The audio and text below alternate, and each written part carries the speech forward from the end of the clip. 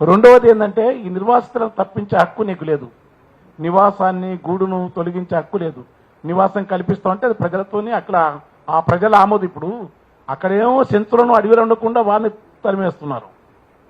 ఇక్కడ నదీ పరివాహ ప్రాంతంలో ఉండవు పందుల నివాసాలు పాడు మురుగునీళ్ళ కాడ నున్నంగా ఊడ్చి మన్నంతా ఎత్తిపోసి శుభ్రంగా చేసుకొని చూసుకున్నారు ఎప్పుడో జాగా. ఉన్నోని కన్ను గుట్టరు అన్నో ఊరన్నా, నీ గుడిసె ఊసిపోతావు అన్న ఊరన్నా. యాడికోతారు ఇప్పుడు? యాడికోవాలి చెప్పు? పొమ్మంటే సడన్గా పోవాలంటే దానికి కనుక మీరు పరిహారం ఎంత ఇస్తావు? అఖిలపక్ష కమిటీ ఆడిసిందే. ఏదన్నా అఖిలపక్షం ఇస్తాలకు పేరు వస్తుంది. అరే మీరు డిఎంకేతో పొత్తున్నారు. అమ్మ క్యాంటీన్ పెడితే జయలలిత